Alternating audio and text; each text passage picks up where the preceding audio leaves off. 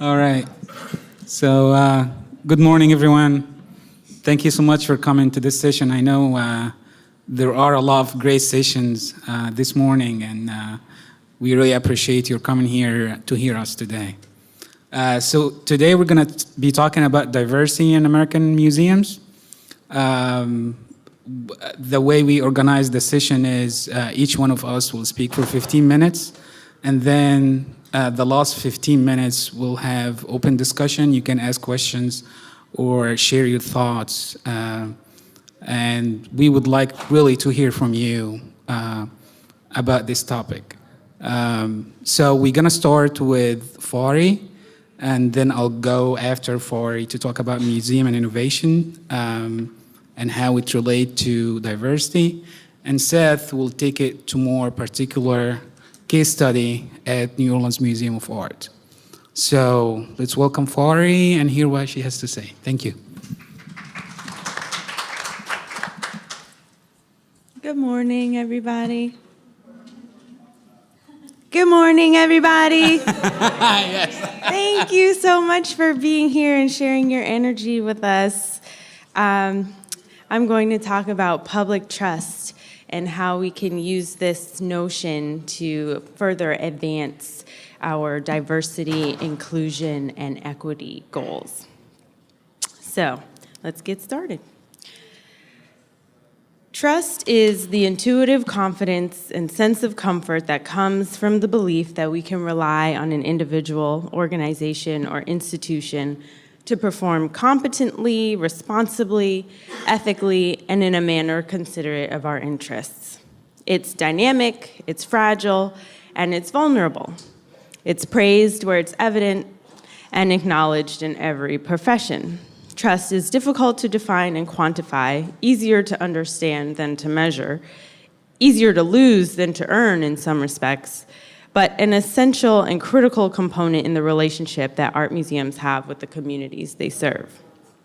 My presentation today is part of a much longer white paper, which grows out of an oft-revisited conversation among members of the Association of Art Museum Directors about the difference between trust and public trust and what it means for a museum to serve the public trust. So this paper that I'm going to present today aims to highlight issues to think about in crafting museum policies that encourage trust and relationship building that can be leveraged for both enhanced audience development and increased workplace diversity and inclusion. So, where did the term come from? When the term public trust is defined in the legal context, many scholars will cite the Roman Emperor Justinian, who in 530 AD decreed that by the law of nature, the air, running water, the sea, and consequently the shores of the sea were common to all mankind. Much later, this idea was adopted into English common law, which is sought to ensure public property rights to natural resources. In this context, the notion of public trust was integral to maintaining unfettered access to the shoreline, regardless of private property rights. So bear in mind that the original intent regarding public trust is all about providing access.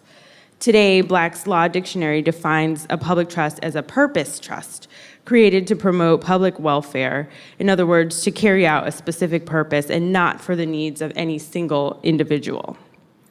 The term public trust has come into popular use within the American art museums, largely due to the efforts of the Association of Art Museum Directors to establish common professional language and practices. The AAMD was founded in June of 1916 at the Art Institute of Chicago by 11 men and 1 woman, all of them white, college-educated, and representing cities west of the Appalachians. On their very first anniversary a year later, in late May of 1917, at the Minneapolis Institute of Arts, they convened to discuss the relations and duties of museums to the public, in which it was concluded that it's the privilege and duty of the museum director to teach the public right taste and also to teach them respect for works of art, as well as to teach the public about the ethical use of art given the copyright laws on the books and protect artistic and intellectual property. It was this emphasis on education that supported the special tax status of art museums across the country. Although there was consensus around the public and educational nature of art museums, in 1925, Miss Gertrude Hurdle, who was then the director of the Memorial Art Gallery in Rochester, New York, asked pointedly, "Shall we open the museum on special occasions to the public when we can fill it with our members?" It's always a question as to what the members expect, what they should have, and whether the museum should be managed partly for our members or wholly for the public. This dynamic tension has proven everlasting. The conversation on the contemporary dimensions of public trust within the art museum context begins with the notion of stewardship. By no means a concept that's new. By the 1980s, it was articulated in an address at the Denver Art Museum by Frank Hodsall, chairman of the NEA, when he remarked that it had been said that the American museums exist for the things that are in them, and they change as each generation chooses how to see those things and discovers the hope and encouragement that they hold. The museum doesn't serve the public trust simply by displaying art for its members. It does so by keeping and caring for the art on behalf of a greater community of members and non-members alike, preserving it for future generations to study and enjoy. The trust of the public is earned when an art museum is seen as an authority on matters of artistic excellence. This is derived from expertise on issues of conservation, quality, interpretation, and provenance. Museums serve public trust by ensuring public access and public interests. Exhibitions are often seen as legitimizing events that raise an artist or an art form to a higher level. As a trusted authority, museums should be careful not to reinforce harmful and inaccurate master narratives, and instead be willing to provide easy-to-grasp context gleaned from scholarship, as well as the oral histories and the cultural memory of oppressed groups. Because of the generational changes in how audiences prefer to consume media and information, exhibitions are becoming more responsive to the public. And consequently, some museums are now experimenting with collaboratively designing exhibitions and public programs in a bid to satisfy the popular demand that they become more participatory. As art museums strive to better serve the public trust, the question of access must be foregrounded. At the AAMD 1967 Spring Conference in Buffalo, the ad hoc committee affirmed that it is obvious that art museums have ever-increasing obligations to assure their public maximum availability of the collections that they house. But simple exposure is not enough. A parallel obligation is that the collections be made pleasurable and meaningful to the public. Of course, the first order of business must be to making as much of the collections as possible accessible through display.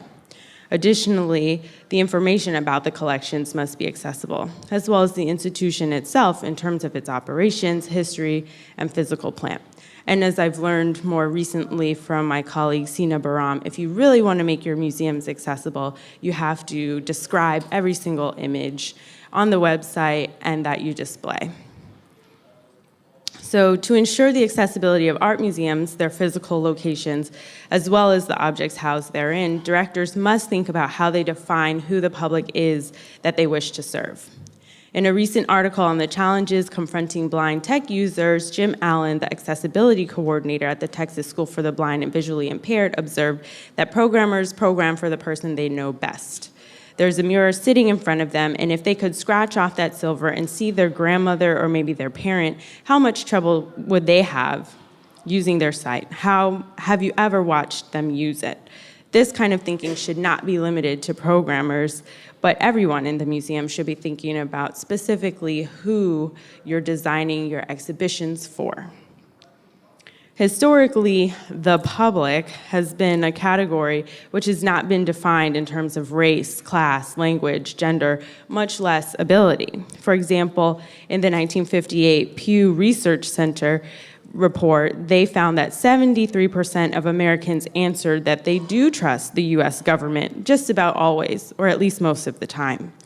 At this time in American history, with Jim Crow laws being widely enforced, it is likely that this number may have been skewed. White men and women were overrepresented on the voting rolls due to de facto and de jure segregation in concert with the suppression of voting rights. Since its inception, the AAMD has had many discussions about how best to reach the public, and time again, suggestions were made to place ads in the local newspaper. On the face of it, this suggestion is a benign one with the possibility of reaching a broad swath of any city's public. However, when viewed more critically, an ad in the newspaper for an art museum's latest exhibition assumes that the public they're trying to reach is literate, has leisure time, has income to attend an art show during hours when many adults are working.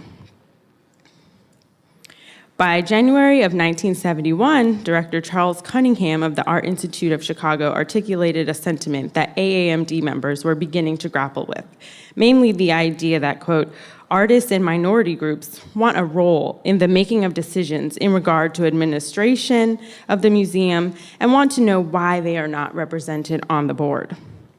Given these realizations in the context of art museums, it's important to ask which public an institution is aiming to serve. It seems that the narrower the field that defines the public, the more likely abuses or portrayals of the public will be. Museums certainly do not garner the trust of the public when they refuse to hire local people for anything other than the most menial staff positions, for example. One must wonder if the lack of diversity in art museum staffs, volunteer corps, and visitorship today indicates a lack of trust with which non-white, differently abled, non-native English speakers and/or younger publics perceive the institution.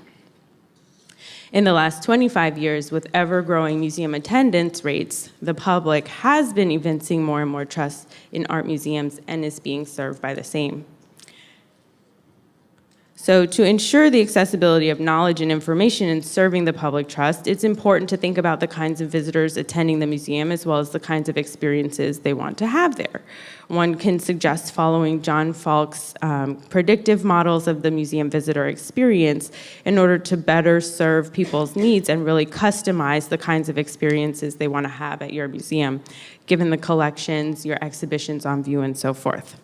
Art museums may want to increase the resources available for qualitative research, like focus groups and other activities that will garner feedback, as well as foster goodwill and build relationships amongst potential community and museum stakeholders.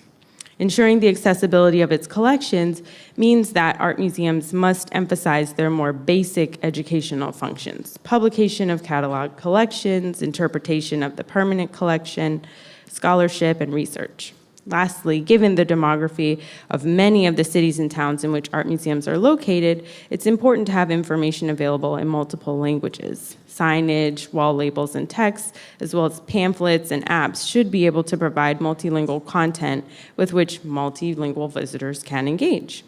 This same consideration must be given for hearing impaired, visually impaired, and other differently abled visitors. There are multiple ways to ensure institutional access to the public. On the one hand, there's the question of making sure that the building and its exhibitions are physically accessible to staff as well as to visitors, as it's outlined in the Americans with Disabilities Act, which is celebrating its 25th year. This line of thinking about access also begs the question of considering barriers to entry and to participation, which in many instances results in art museums rethinking their admission fees, hours of operations, and so forth.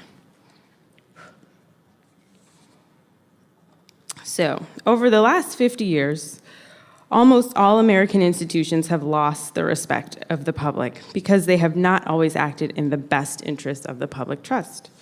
Public libraries, on the other hand, have earned a considerable credibility, especially after 9/11 and the passage of the USA Patriot Act shortly thereafter.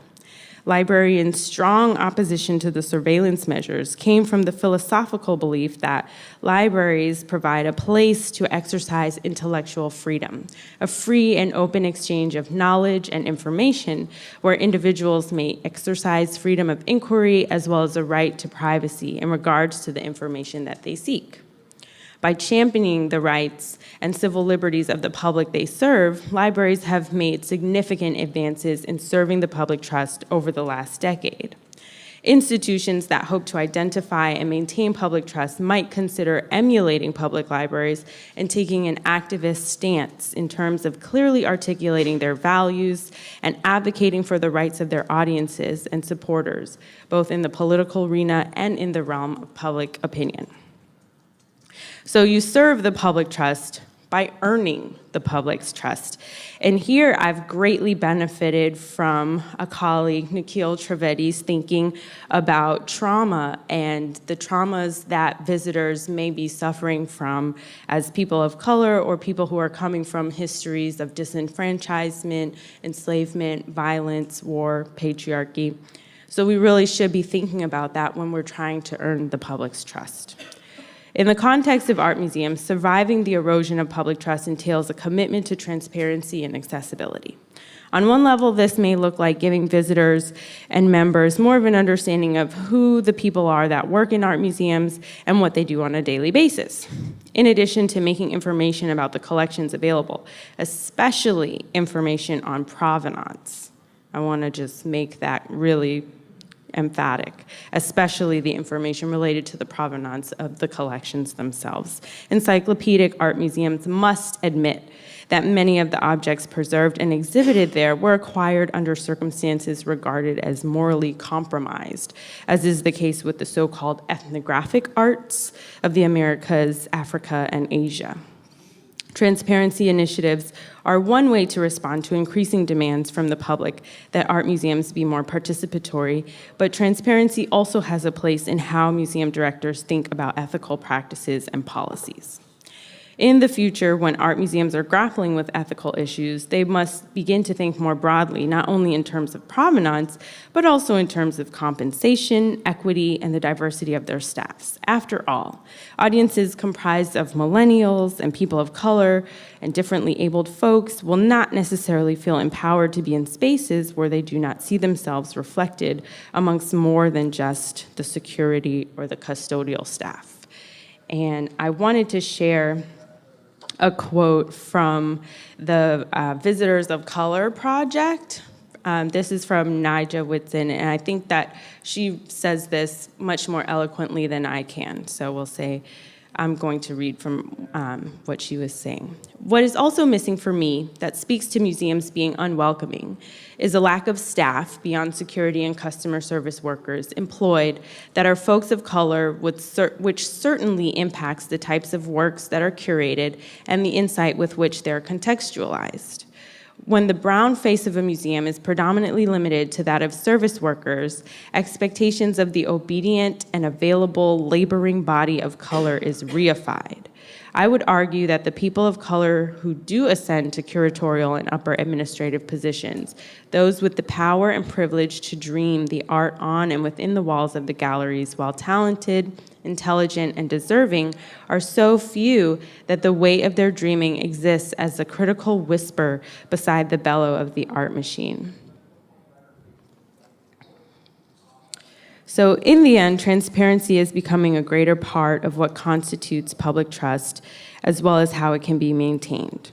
Transparency and public trust can be defined by honest and ethical relationships with board members and staff, as well as with potential visitors and members. For this reason, when public trust is lost or damaged, it's imperative that institutions act quickly to demonstrate tangible and visible changes in their organizational culture. A closer look at the question of transparency as it figures not only into notions of ethical standards, but also future trends in accessibility of collections brings us to the topic of open access. And so the Berlin Declaration on Open Access to Knowledge in the Sciences and Humanities was written in English and is one of the milestones of the movement, which seeks to provide free and open access to scholarly knowledge, raw data, and metadata, as well as cultural heritage through the use of the internet. As a response to the growing demands for transparency, the philosophy of open access, like the philosophy espoused by public libraries, who are fully committed to being places of free and open exchange of knowledge and ideas, is one that museums would do well to adopt. Thank you.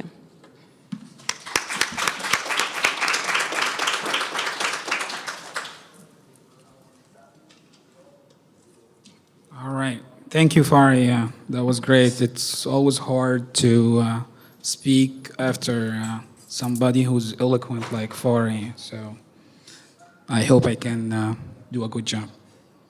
All right. So today I would like to talk about workplace diversity and innovation, specifically when it comes to the museum case. And I would like to give you just a small background about how I thought about the topic. So my research interest focuses on museum innovation and how museum can deal with issues with innovative thinking. So just, beginning of this year, I presented an innovation model for museums. And that has been going on for a few years. But in the classroom, something else was happening. When I go teach my classes, and some of my students are here today, we're in HBCU, the only museum studies program in the state of Louisiana. And when we talk about anything in museums, museum education, talk about exhibitions, we talk about museums and communities, something always comes up. They talk about diversity within the workforce, and they express their strong unsatisfaction with how museums run right now and how they are not represented, because most of the students are African Americans, how they are not represented in the cultural institution in the city. For example, like, as you know, this city, New Orleans, we have 60% of the population are African Americans. But when you look at the major museums in the city, if you're optimistic, you're talking about maybe less than 10% are people of color who work in the museum. So that was an issue that always comes up. So I started asking myself, is there a relationship between innovation and workplace diversity? Is there a such thing? So I started doing, initial research and found very interesting information. So I just wanted to share this information with you today, and I think it's pretty exciting. But before we start talking about the relationship between workplace diversity and innovation, I also like to put out there two things. The first one is, when we talk about workplace diversity, probably most often we think about racial diversity. So if we can bring people from different backgrounds in one team, we became a diverse institution, which can be true for some extent, but this is not the whole picture. So hopefully through our discussion today, we can have another dimension when we talk about workplace diversity. Also, the other thing I would like to talk about today is, we can discuss today is, when we talk about diversity, I think, people think about it as a moral issue, or sometimes it's expression of goodwill, and we're being, good people trying to be inclusive and open-minded, but I think, and that's true, but it goes beyond that. I think it's essential for institution to survive in the new age is to be more diverse.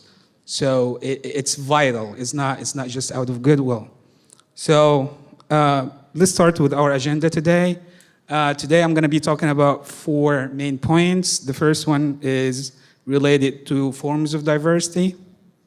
The second point will be about research findings on the relationship between diversity and innovation. And most of this research is from the business studies discipline. But of course, it relates to the museum case. And then we'll talk about challenges and barriers to workplace diversity. And finally, about opportunities, things that can be done to change the status quo. Forms of diversity. So some of the research classifies diversity in 2 categories, inherent and acquired. Inherent diversity are traits you are born with, such as gender, nationality, and ethnicity. Acquired diversity are traits you gain throughout your life, such as travel experience, education, culture, competency. Even though this classification exists, I don't think there is bold line between the 2 issues, because sometimes you're born with specific gender, but when you grow up, you choose to be something else. Or you're born with a specific nationality, but when you grow up, when your life experience, you can acquire another nationality.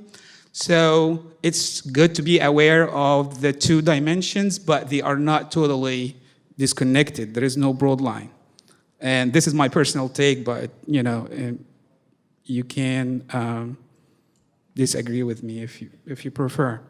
And then let's talk about 2D diversity. And this is essential as we try to understand what diversity really is.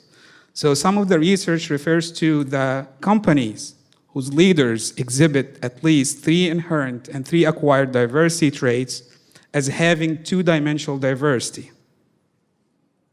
That concept may be important as we try to investigate the relationship between diversity and innovation. So my second point today that I'm trying to address is the research findings on the relationship between workplace diversity and innovation. We're going to investigate 2 research in this presentation. The first one published at Harvard Business Review, and it's kind of short, but has very important findings. The other one is more extensive, and we're going to spend more time with it, and has some cool graphs. So, it's always good to have graphs to help out understanding the topic, which conducted by Forbes.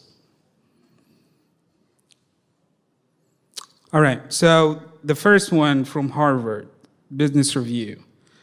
So this research surveyed 1,800 professionals and conducted 40 case studies, numerous focus groups, and individual interviews. By correlating diversity in leadership with market outcomes as reported by respondents, they had 2 major findings. The first one, as you see on the screen, companies with 2D diversity out-innovate and outperform others. The second finding, employees at these companies are 40% likelier to report that their firm's market share grew over the previous year, and 70% likelier to report that the firm captured a new market. They also found that 2D diversity unlocks innovation by creating an environment where outside-the-box ideas are heard. When minorities form a critical mass and leaders value differences, all employees can find senior people to go to bat for compelling ideas and can persuade those in charge of budgets to deploy resources to develop these ideas. So diversity is really important in the leadership. So we're going to move to the second study from Forbes.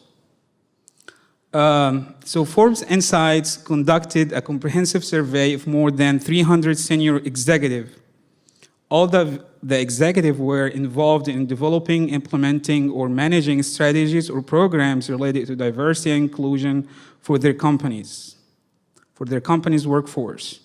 So geographically, respondents were from 3 global regions: the Americas, Asia Pacific, Europe, Middle East, and Africa. The graph we see here shows that respondents to the following statement. The statement is, a diverse and inclusive workforce is crucial to encouraging different perspectives and ideas that drive innovation. As we see, 85% strongly agreed or somewhat agreed to the statement. To confirm this finding, Director of Global Diversity and Inclusion at Intel stated that because of our diverse workforce, we have experienced a boost in productivity. When you can move people to contribute to their fullest, it has a tremendous impact. Okay, this is our second figure. In this graph, the survey asked, over the next 3 years, how will your focus change on leveraging diversity for your business goals, including innovation? So looking ahead, more than 3/4 of respondents reported that their companies are looking to focus more on leveraging diversity for innovation and other business goals over the next 3 years, which is very crucial.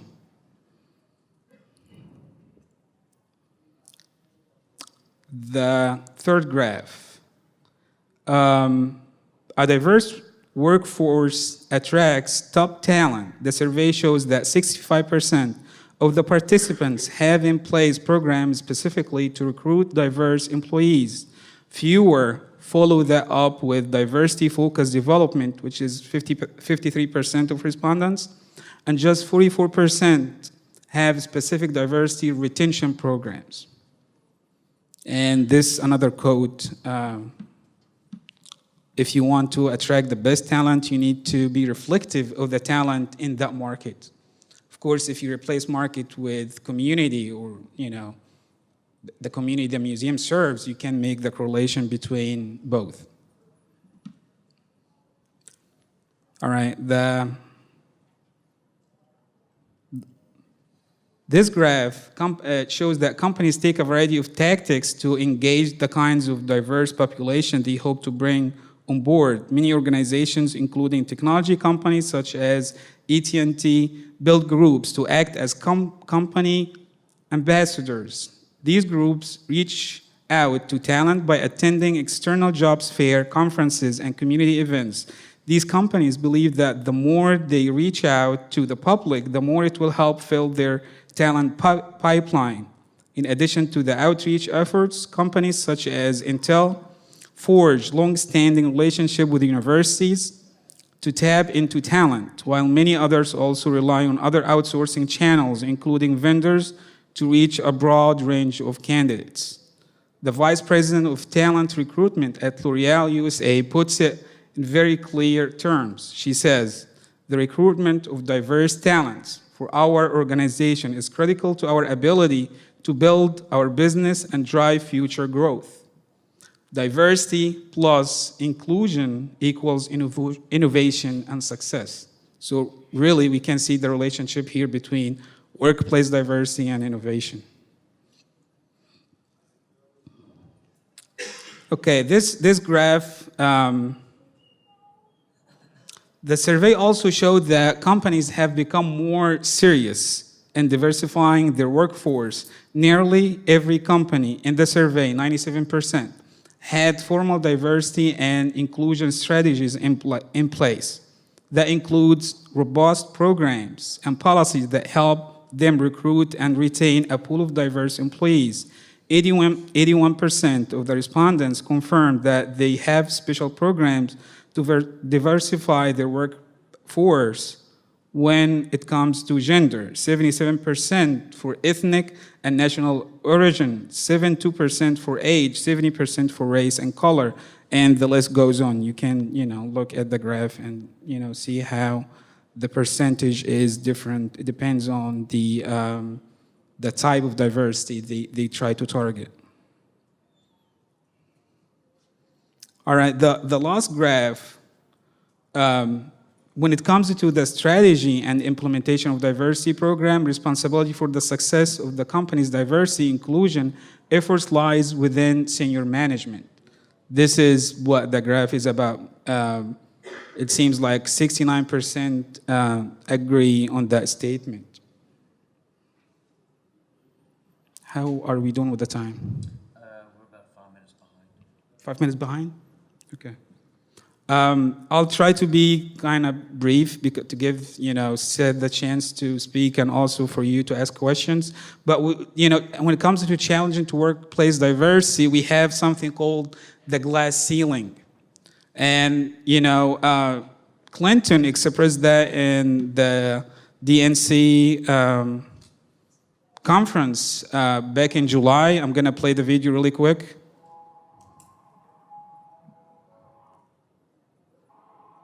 Can you enlarge it?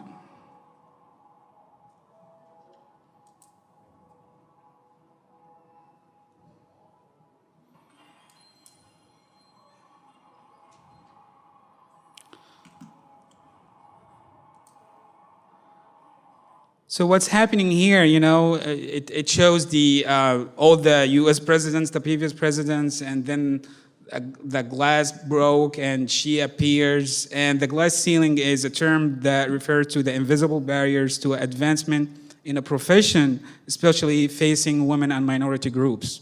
So it's, it's something that really you can see in museums. And very briefly, you look at the statistics here from Mellon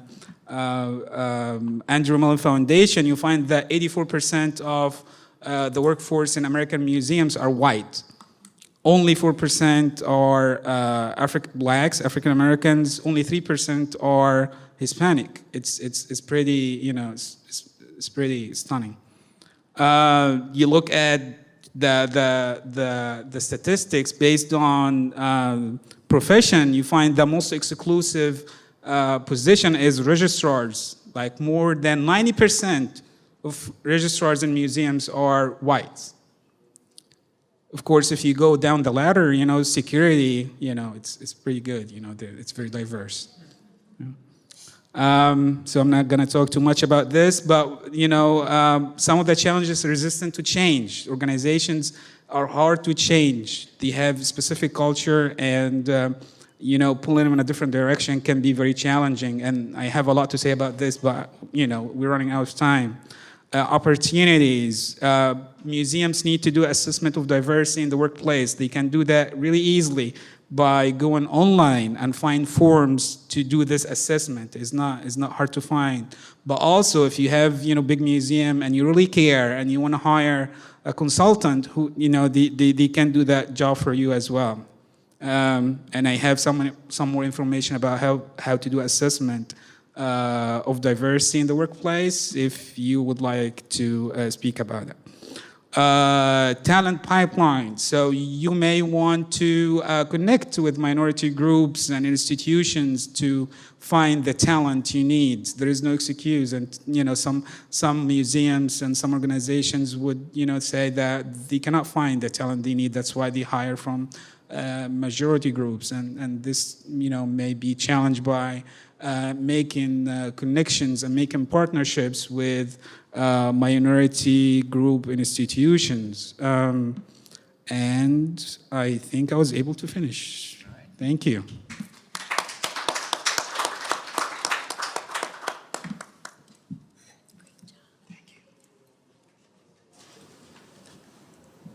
Okay, good morning, folks. Thanks, Hytham. Thanks, Fari. So my name is Seth Boonchai. I'm the asset manager over here at the New Orleans Museum of Art. So I'm wholly unqualified to be speaking about the Creative Creators Internship Program because I was merely support for that and working with the interns. I want to give a thank you to two folks that should be here but aren't. Elise Solomon, who is our Director of Family Programming, and of course Allison Reed, who is the Executive Director of Audience Engagement. That's the department that actually ran this program this past summer. So I'm going to try to get through this as quickly as possible so we can get to questions and things. Just going to pop up a few numbers for a little bit of context about our museum. As you can see, they're pretty reflective of what Hytham was just talking about as far as diversity as far as racial diversity. However, our administrative staff at the museum, this museum has a pretty small staff. 75% of the staff are women. 100% of the department chairs are women. 8% are non-white. So it does kind of fall in line, at least with the racial breakdown. The support staff here, meaning the maintenance crew, the ground crew, the security staff, it's 85% of the staff are men and 85% are non-white. So it just kind of flips. Also speaking with this number in mind, everybody in the administrative staff has at least a bachelor's degree and has gone to college, while it's about a 50-50 split with the rest of the museum. So with that in mind, knowing that New Orleans has a long history of sort of marketing culture as a commodity, our museum itself has a very interesting history, being essentially created by a sugar broker. That's what they call it. And the other term they use to describe him is a philanthropist. Basically, he's a wealthy landowner who lived in New Orleans. The museum was founded in around 1910 and opened in 1911 at the bequest of Isaac Delgado. And it basically collected, as he called it, he wanted a building to house art, a fireproof building to house art, and show art that were given or found. Now, luckily, over the past 100 years, that's changed a little bit at the museum, and since the early 2000s, they've tried a little bit more with their programming to be more inclusive of the community and reaching out for bigger and better partnerships. So with that in mind, the Creative Careers Internship, I had a little quote from Susan Taylor, our director. The Creative Careers Internship offered by NOMA is one way to create more opportunities for teens to interact with and learn from the museum while providing a valuable paid intern experience that can provide exposure to many different types of careers in the arts. So that's what they went into it as. It's a strictly paid internship that would be focused on introducing the art world as a career. So it's very, very, very focused on that. Now, partial funding for the program came from the Walton Family Foundation. So it's a 5-year program. It's a paid 6-week internship, and it's modeled after something called the Opportunity Delta High School Residential Internship Program at Crystal Bridges Museum of Art. The big difference between the two is that that community is very small, so it's a residential program. The interns lived and worked at the museum. Our program was, basically commuting. So the students or the interns had to commute to the museum for that. Another huge difference between the two is that our program was run by the Engagement and Education Department. Their program was run by Human Resources. So I'd be happy to talk about differences in outcome here or later. We'll get to that. The internship basically was a way to give the young women a chance to shadow museum professionals, meet with artists, educators, visit colleges and museums. It also gave an opportunity for these folks to build on basic professional skills like resume writing, interview skills, etc.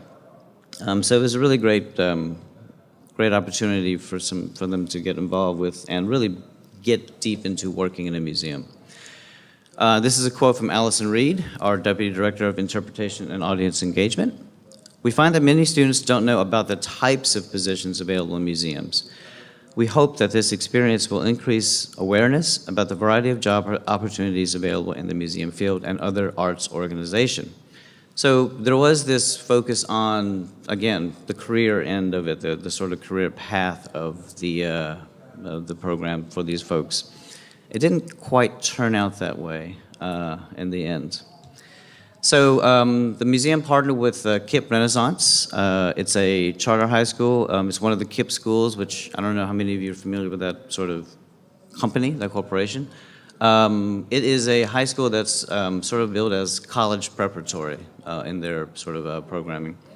It's an urban school, meaning it's in the city, and just by the sort of breakup of population here, I think about 99% of the student population is all black at the Renaissance High. The application process was done strictly as interviews and essay, and it was really done very business-like. They recruited students, incoming juniors from the school to come, and in the end, when they chose the 5 students, they're slated to work 2 consecutive summers at the museum in the middle of the summer. So what happened was when the program was initiated, there was a mandate from the Walton family that it was to create not only an opportunity for them to experience what it's like to work in a museum, but to do, quote, create a, quote, pipeline for young people to museums, and also to have better educated creative consumers. Walton family, so, you know, It's not surprising. So what the engagement and education people came up with was, excuse me, as sort of jobs for the students. They were sort of trying to empower the students to help the museum develop new innovative programming for teen audience. We don't have many teens visiting our museum at all. Most don't know that we exist. They wanted them to help the museum staff in researching trends and best practices in teen programming around the country. So they were tasked with contacting other museums, other institutions here in the city and throughout the nation to kind of see what other people were doing. This is built on a program called the Teen Summit, which actually Fari helped create at the museum for this past summer. And they were basically inviting teenagers from the community to engage with the staff and come to the museum and visit, some of them for the first time, and to see what it was like to come to a museum and see what's going on and sort of address their concerns about what they expected from a museum and what they actually thought the museum was about. So in the end, they were to make their recommendations for engaging teen audiences to the museum staff in a formal presentation of the internship session.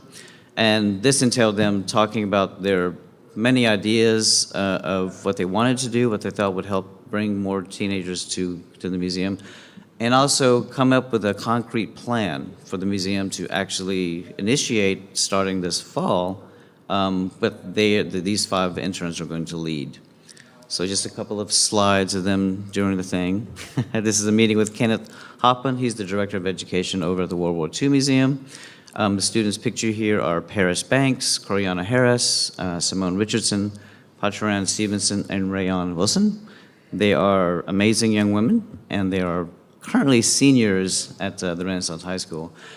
A couple of them are trying to become cheerleaders, so we're not sure how that pipeline worked out. This is the young women meeting with Ron Bichet, the chair of the Xavier Department of Art here in the city. Amazing sculptor, multidisciplinary disciplinary artist. And this is a image of a typical work day for the young women. So 6 weeks, 5 days a week, basically 9 to 5, and they were at work, they were shadowing, they were having group discussion time, they were meeting professionals, and they were just building out some really great ideas. So they were really busy and super engaged.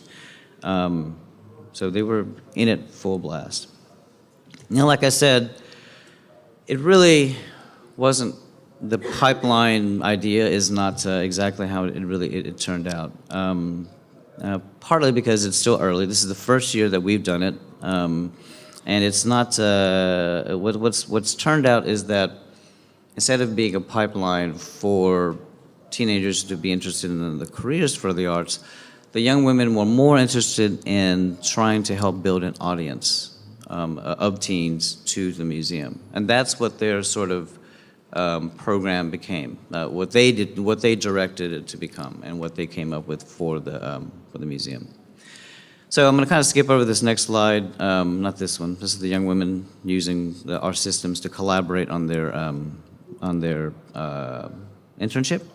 The next slide is basically talking a little bit about the technology they used, and I can answer those questions because it's very rudimentary and how that was involved. But I will say that the first thing they told everybody there is like no LinkedIn, no Twitter, no Facebook, Snapchat, Instagram, YouTube, and oh, Google Docs is kind of cool. So that's how they did the collaborations. Now, what they came up with was a program called the Teen Squad. So this is what they created surveys, and we actually leveraged their social media networking skills and their actual social media contacts to reach out to their friends, and their friends reach out to their friends, and their friends reach out to their friends. So the program they came up with is called the Teen Squad, and they wanted to invite a group of high school students from around the greater New Orleans area, which includes Metairie, Kenner, Chalmette, just all over the city, who are going to work with the museum staff and develop and implement programming and projects designed to engage teens in the end. The Noma Teen Squad actually started meeting already with the interns leading them. So they're going to be meeting from October to May of next year. And they're starting to do programming and specific to their audience, using our collection and hopefully using our resources to do all that. They've already recruited 10 different high schools from the city, 20 students with extremely diverse backgrounds in education levels, in class, in race, have already agreed to participate, and it's actually more reflective of the city's general population. So these 5 young women have already done a better job than our staff in doing this, creating this program. But it is still really too early to tell what the outcome is actually going to be. Out of the internship, one of the students did say she might be interested in a career in the arts in the future or in the museums in the future. But I'll leave this last quote from Elise. For now, I'm happy knowing that this program helped these ladies see themselves participating in the arts in a meaningful way. Whether or not they become arts professionals is not as important right now. I have full confidence that these smart, engaged young adults will find themselves involved in the arts in some way in the future. Elise also said that really it's not necessarily about them getting to work in the arts, basically, because they all have found this new wonderful benefit by just being involved. So, last shot with the women and Leah Chase. All right, thanks.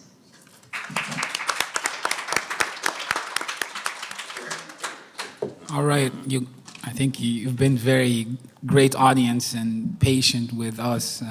So we would like to get your questions, and if you have any thoughts, any ideas you want to share with us, we really appreciate it. I have a question. So I'm the only person of color in programming in my institution. This is actually the second institution that I've worked at where I've also been the only person of color in programming. So, and by programming I mean, as you said, just tutorial education. And I guess my question is how to start a conversation about diversity in my workplace when everyone surrounding me identifies as white, because I found it very difficult to broach this conversation. I find that people feel uncomfortable speaking about it. They find it's uncomfortable for them to just acknowledge it. It's also uncomfortable for them to realize, like one things that I suggested, for example, is that when we're putting up art, these are art institutions. When we're putting up art by white artists, everyone is white, so everybody is making decisions about white artists. But we're also putting up art by Black artists, Native American artists, and Latino artists, and Asian artists, and all of the decisions surrounding that art are being made by white people. So when I suggested that maybe we have just committees, for example, just informal, not committees, but like informal boards from our institution, because we are at diverse places where we can probably easily recruit members of the community that are more diverse than our staff to sort of weigh in on just what they think. Those sorts of ideas just are anathema to them. So I wonder how to broach. I've had difficulty personally broaching this subject. I'm just wondering if you guys have any suggestions. Well, is this on? Yes. So I grew up in the South, and I've always been the brown guy everywhere. So I've learned to deal with these things with what I like to call a sort of a velvet fist. Be very direct.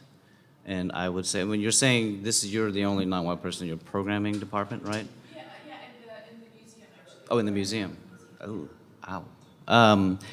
So what I would suggest is that be direct about it, and find the allies within the museum, well outside your department, because there will be an ally somewhere, and really just kind of don't back down. That's all I can really say. There's no, I can't think of any professional way to do that. So I think that just by being direct and continuing to chip away, and then if that doesn't work, then you might want to go reach out to the public. Go to the board. I'm not allowed to speak to my board anymore, but that's fine. Because they'll come to me if they want a direct answer about something. So, You want to say something? Looks like I have a question. Does your, well, let's see, let's start from the top. What's your director's stance on any issues with diversity and inclusion in your organization? I don't even know the answer to that question. Okay. So like, I'm at a new institution right now, but previously at my other institution, just having an answer to that wasn't possible to obtain. And currently at my current organization, I also don't know. There's no plan anywhere for inclusion of diverse staff. There are plans for inclusion of diverse audiences, Mm-hmm. and that I feel like that is something that a lot of museums have. Right. But not about how to reflect that change also for staff. So I have a couple of suggestions for you, and the first is, I don't, and you should probably talk to see, what human resources is there anything that's coming out of human resources in terms of inclusion, diversity, staff, development about those kind of issues? Do you know? There is not that I'm able to identify. All right, do you have anyone with whom you could share articles, readings about these issues that you feel comfortable? Actually, this is what's about to suggest is knowledge is power. And sometimes, people think ignorance just prevail in specific societies, but this is not the case. You can be ignorant about anything. So what I feel maybe you can do is to share some resources, information like the session we had now. You can share the results with them. You can share an article. You can share some thoughts on Twitter. Somebody tweeted something about diversity in museums, and when you do that, people will start talking to you. Casual conversation. It doesn't have to be hard stuff or, yes, exactly. So what you need to do is maybe find people who are sympathetic. They want to develop things and start small. It doesn't have to be big. Unfortunately, if you want to get good results and fast results, it has to be adopted from the top. But if this is not the case, maybe we want to do our activities from, the bottom and see if it influences the decision makers on the top. Yes. So I'm hearing you talk about two things. One, like your own experience of isolation as the only person on the staff, and then two, how to make decision making in the museum more inclusive of people that are being decided upon. So I wonder if you could sort of think about this. On the one hand, just to develop more support for you or your staff, maybe just go ahead and build relationships with develop your own, your own sort of like group of people who back you, and do your own kind of. It's like work that you're not going to pay for. It's fucked up. But if it's supportive of you and your position, maybe that would be helpful to you. And then, on the other side, some of the suggestions are to help sort of push things. Yes, Monique.